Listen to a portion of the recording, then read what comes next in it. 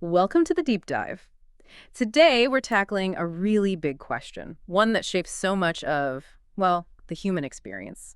How does culture influence our mental well-being? Hmm. You're probably here because you want to get a solid grasp on this, quickly and thoroughly, but without getting totally lost in academic jargon. So Right. we've gathered a range of research to unpack this. The goal is really to give you a clear understanding of the global nuances of mental health. Exactly. And while that fundamental desire for good health covering our physical, mental, and social lives, like the World Health Organization puts it, that's universal. Sure. The way we actually experience and understand our mental health, that's anything but uniform. Right. And underpinning all of this is culture, this complex system of shared beliefs, values, even just everyday practices. It molds how we see the world and how we act in it. It's about what we believe, yeah. But maybe even more importantly, it's also about what we do, our Yeah. patterned actions. And understanding that cultural lens, that's kind of our mission today, isn't it? It is. We'll be exploring how it shapes things like anxiety and depression, the really diverse ways people cope with mental distress globally, and even how treatment approaches can vary so much. Okay, let's dive in then. Starting with anxiety. It's a feeling we all know, that sense of unease. Mhm. It seems to be a basic human response, probably rooted deep in our evolution. But it exists on a spectrum, right? From everyday jitters to diagnosable anxiety disorders. And what's really fascinating here is that while the biology might be similar, how those feelings manifest, how they're classified as disorders, that's heavily influenced by culture. So it's not just biology. Not at all. Think about it. You've got your genes, your early life experiences, personality, all playing a role. But culture, it acts like this powerful filter, really shaping how anxiety actually takes form in a person or a society. Okay, so what's a key insight from the research on this? Well, it seems pretty clear that anxiety disorders aren't experienced identically everywhere. The chances of having certain types, like social anxiety, seem to depend quite a bit on whether a culture emphasizes the individual or the group more. You mean individualism versus collectivism? Precisely. In more individualistic societies, the core of social anxiety often circles around a fear of personal failure, being judged just as you. Makes sense. But in collectivist cultures, where group harmony and social standing are really paramount, the anxieties might lean more towards the fear of bringing shame to the group or disrupting important relationships. The focus of the fear actually shifts. And we see that in studies. We do. For instance, some studies comparing Asian Americans and white Americans has sometimes shown higher reported levels of social anxiety among Asian Americans. Okay. And researchers have linked this to cultural factors like collectivism, maybe a greater acceptance of hierarchy, what they call high power distance, and perhaps a lower tolerance for uncertainty. But it's not just about the rates, is it? There are questions about how we interpret that data. That's a really important point. Some researchers suggest these differences in reported rates might not just be about how intense the anxiety is. It could also involve things like how comfortable people feel starting social interactions, Oh, okay. their own perception of their social status, or even just the cultural rules around displaying comfort or discomfort socially. That's crucial. So what looks like social anxiety in one place might be read very differently elsewhere. Exactly. Take public speaking. In many Western cultures, a strong fear of it is often seen as a classic sign of social phobia. Right.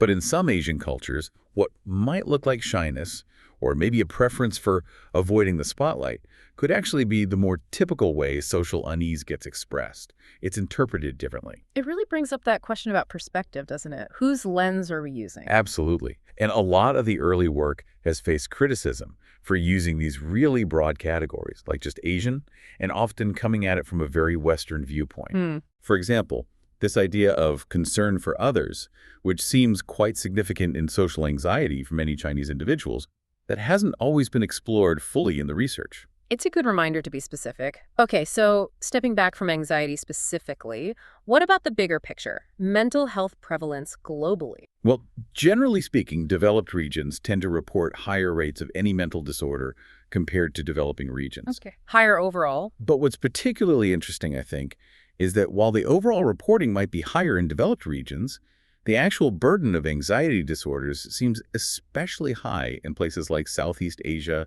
and Western Europe. So it's not uniform even within those broad categories. Not at all. It really underscores how cultural and environmental factors probably play a huge role in shaping the specific kinds of mental health challenges that pop up more in different parts of the world. Okay, let's shift gears a bit and talk about depression, another major area. The WHO calls major depressive disorder a leading cause of disability worldwide. It is, Hmm. affecting core things like mood, interest, sleep, energy, Yeah. just fundamental parts of life. And to really get how depression is understood across cultures, you mentioned this idea of emotion pathology. Yeah, essentially it's about how different cultures perceive emotions, how they experience them, and how they regulate or manage them.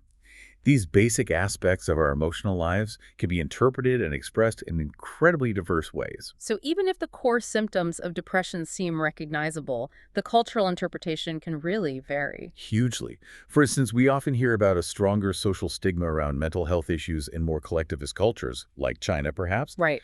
But it's really vital to remember that the way depression is understood within a culture might not neatly map onto Western clinical definitions. How so? Well, some cultures might explain those feelings and experiences through, say, social causes, moral issues, or even natural phenomena.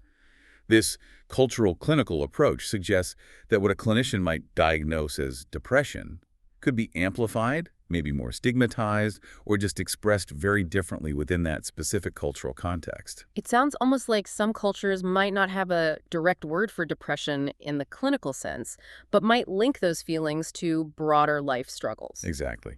Especially in communities facing significant daily hardships.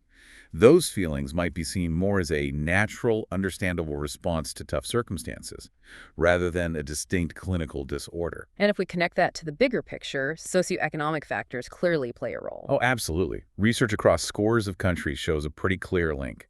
Socioeconomic status significantly influences the prevalence of conditions like depression and anxiety, and it also affects how easily people can actually get mental health care. And stigma relates to this too.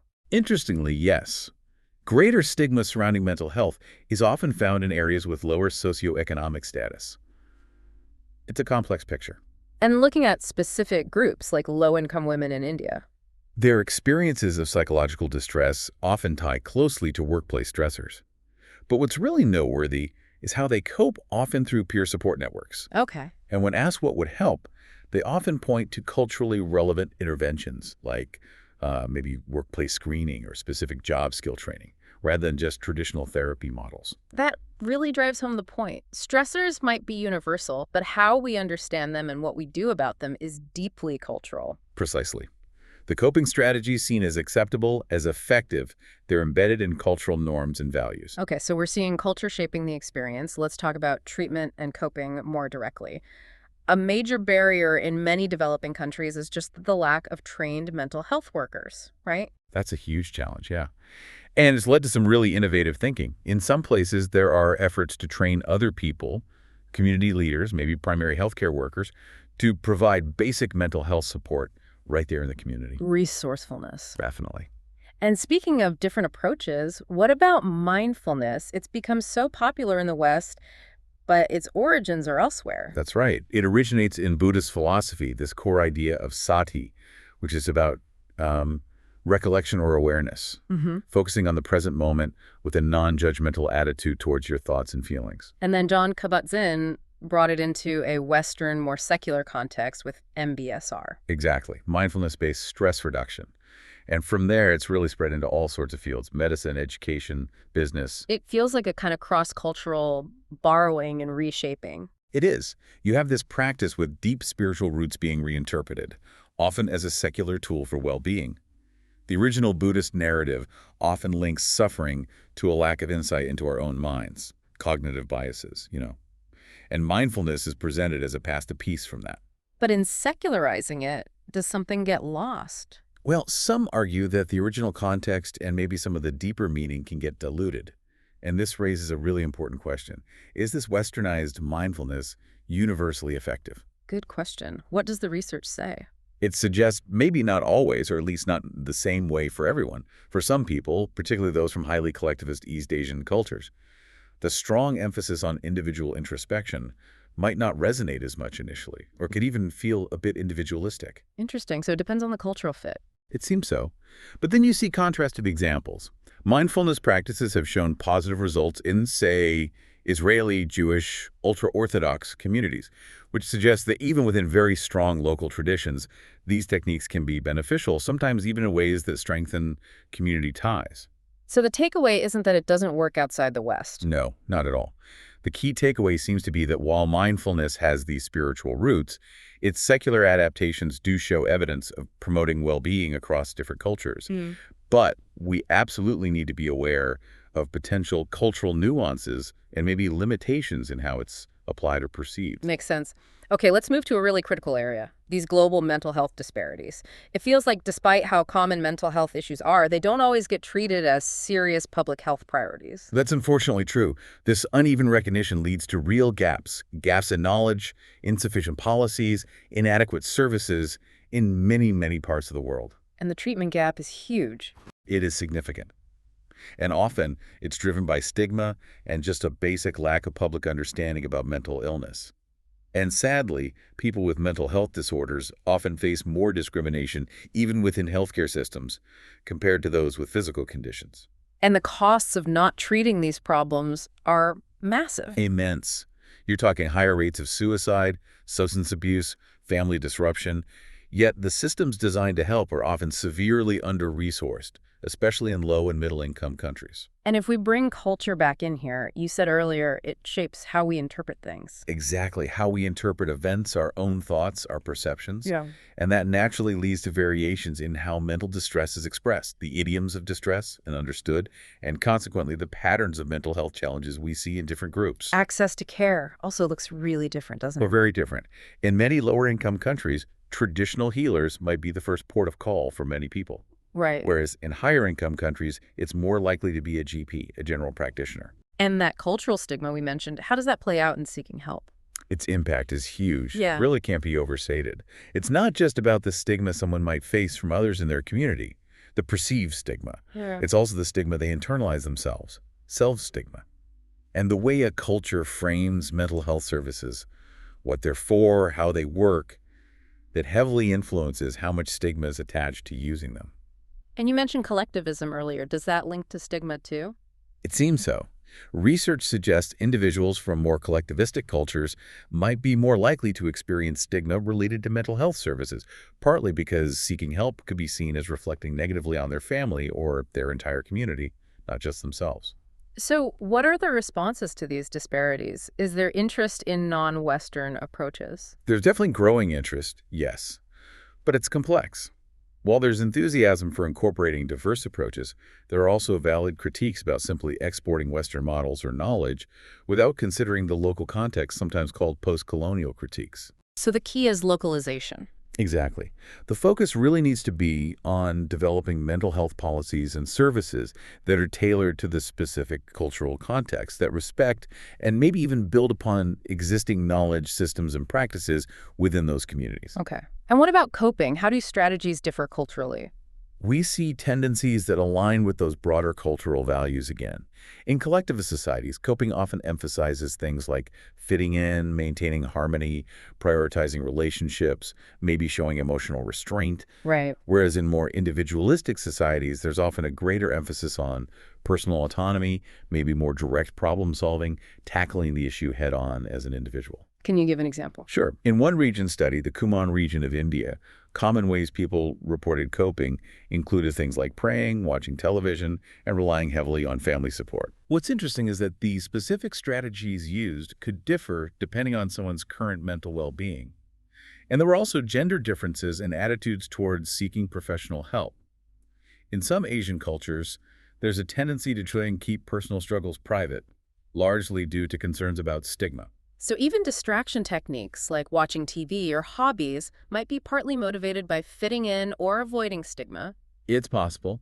Hobbies and exercise can be seen as ways to distract oneself, but concerns about fitting in could also subtly shape which coping strategies feel acceptable or are encouraged. This really brings us back to the idea that what's considered normal mentally is so culture dependent. Absolutely.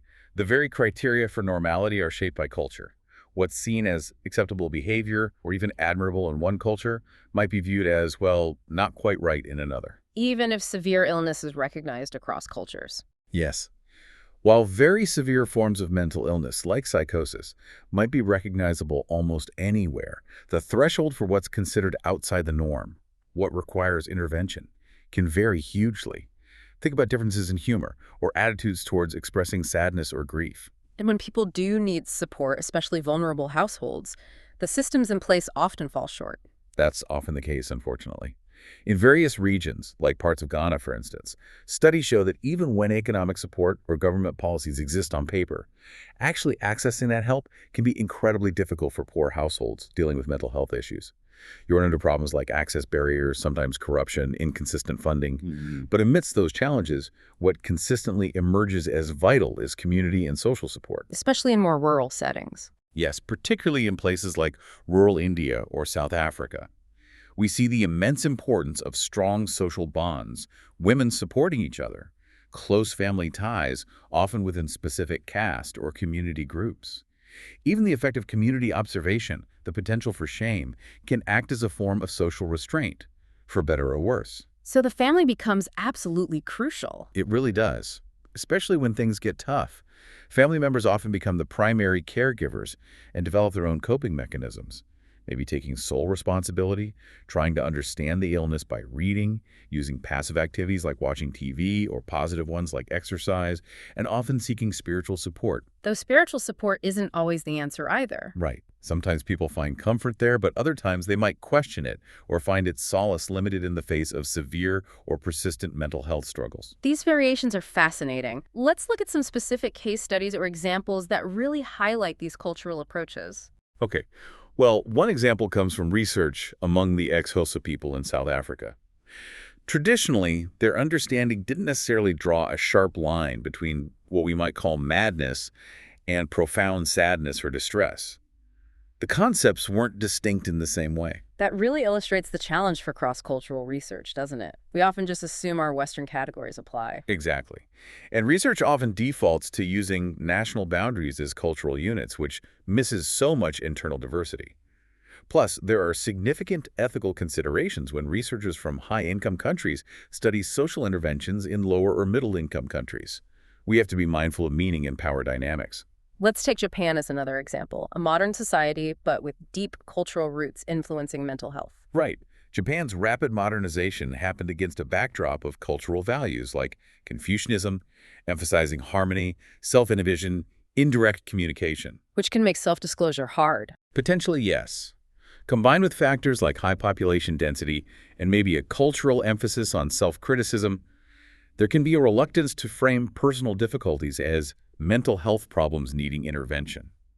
Historically, there might have even been some scorn for psychology and fewer services focused on internalized struggles. And that contrasts sharply with, say, the US or Western Europe. Quite sharply.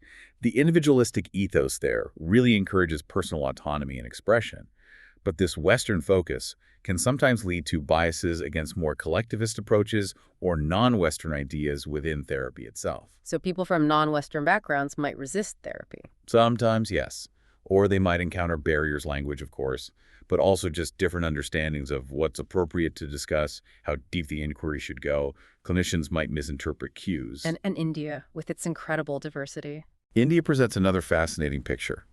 Its diverse cultural and spiritual landscape heavily influences views on mental health. There's often an emphasis on spirituality, ancient philosophical texts, and holistic growth. Core values like dharma, duty, righteousness, shanti, peace, and ahimsa, nonviolence, are seen by many as pathways to mental wellness. It seems language itself is fundamental here. How we talk about mental health shapes how we perceive it. Absolutely fundamental. Mental health covers emotions, thoughts, behaviors, all profoundly shaped by culture. A standard Western clinical assessment might inadvertently impose its own cultural assumptions, making it potentially ethnocentric. Even the words we use matter. Hugely. The terminology and its impact are critical. Clinical psychology largely originated in the West, and historically it didn't always pay enough attention to cultural diversity. There's been a shift, thankfully. How so? Well, the definition of psychopathology, like in the DSM-5, has moved away from just relying on statistical rarity or violation of social norms towards emphasizing subjective distress and functional impairment. But even then, culture still matters for understanding prevalence, how symptoms manifest, diagnosis, treatment. All of it. Precisely. You have to consider all these diverse aspects of a person's identity and cultural background. And this means translation is crucial in cross-cultural settings, not just words, but concepts. Yes, clinical translation is vital for fidelity, especially when training people or communicating about care. There's an example from Nepal involving interpreters, where ensuring conceptual alignment was key. Especially when using lay health workers in places where specific mental health terms might not even exist locally. Exactly. You need to make sure the core concepts are understood consistently throughout the training and the actual care provision. It's about conceptual alignment, not just literal word-for-word translation. Okay, so looking ahead, what are the potential futures for global mental health? Where might things be headed? Researchers have sketched out a few scenarios. One possibility is growing similarity, a trend towards more universal tools and approaches, maybe driven by globalization. Like a one-size-fits-all approach. Potentially, or at least more standardized tools. Another future, though, really emphasizes embracing diversity, focusing on local tools, local knowledge, culturally specific intervention. The opposite direction, almost. In a way. Then there's a more pessimistic view, social academic fragmentation, where the focus becomes highly abstract, maybe overly political, and disconnected from practical needs. And finally, a scenario termed not the end of the world, acknowledging that crises might increase mental health needs, but could also potentially spur innovation and new resources out of necessity. Interesting possibilities. And regardless of the macro trends, what about the therapist-client relationship? There's definitely growing recognition that the therapist's own cultural background profoundly influences treatment. This brings us to the idea of cultural competence. Which means? Broadly, it means therapists having the knowledge, skills, and, importantly, the respect for different cultural values and beliefs. The aim is to avoid health disparities that can arise from cultural misunderstandings, though the concept itself isn't without its critics. But the goal is better care. Yes. Integrating cultural competence means really considering things like language, religion, worldview, family structures, habits, gender roles, all of it. Therapists need to assess these cultural cues and be willing to adapt their approach. And collaboration is key globally. Absolutely essential. Real progress seems to depend on global collaboration, but with genuine community partnerships and local ownership of initiatives. Interestingly, when people involved in initiatives in different countries perceive similarities in their efforts, it can actually boost confidence in their own local work and help them rethink or refine their approaches. Okay, so after covering all this ground, if we had to boil it down, what's the core insight from our deep dive today? I think it's that culture isn't just some optional overlay on mental health. It's fundamental. It deeply shapes every single aspect: how we understand distress, how we express it, how we cope with it, how we seek help, and how we heal. So while the basic human experience of mental health might be universal, Right. its specific manifestations, its flavors, are incredibly diverse across the globe. Couldn't have said it better. And that really underscores the critical need for cultural sensitivity, for awareness, as we try to address mental health challenges effectively and ethically on a global scale. Absolutely. And maybe on that note, here's a final thought for you, the listener, to mull over. Given these deep, deep cultural roots of our mental health experiences, how might a greater, more genuine understanding of these differences actually lead us to create more effective, more respectful, and truly culturally appropriate support for well-being everywhere around the world? A crucial question. Something fascinating and definitely important to keep exploring. Thanks for joining us for this deep dive.